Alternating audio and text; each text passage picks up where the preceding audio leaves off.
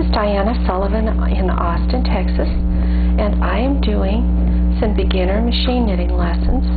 This one is a simple Picot Hem.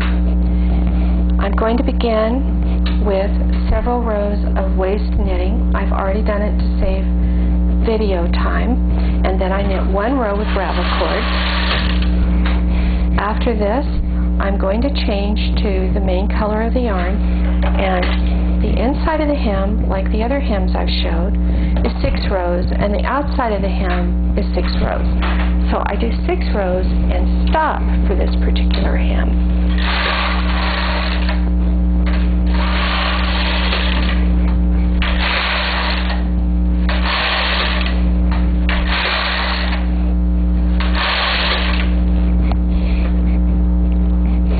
To make the little bumps that make a pretty picot on a Picot hem, I need a transfer tool, and I'm going to transfer every other stitch to the stitch beside it.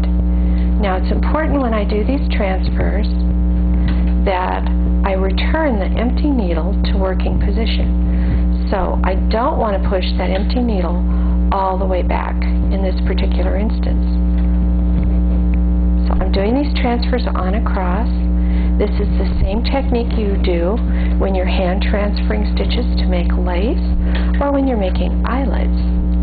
And when the hem, that is, folds, it's going to make a very pretty edge.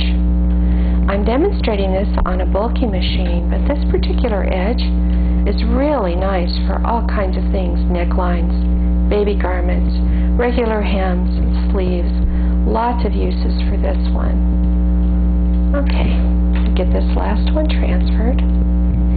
I stop and I double check that all the needles are in B position, and then I knit 6 more rows.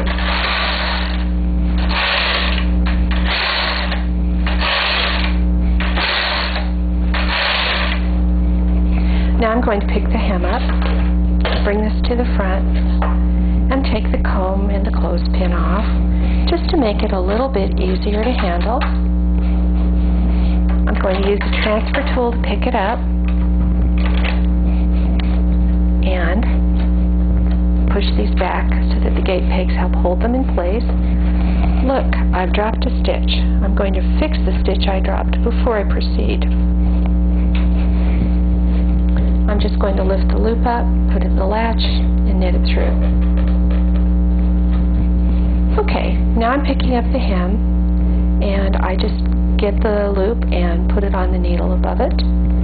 I'm picking up the U loops. I'm saying U because I mean this shape. There's a loop just above the ravel cord, and that's what you pick up. You can speed up by picking a couple at once. There's another tool that has 3 prongs, and then you can pick up 3 loops at once.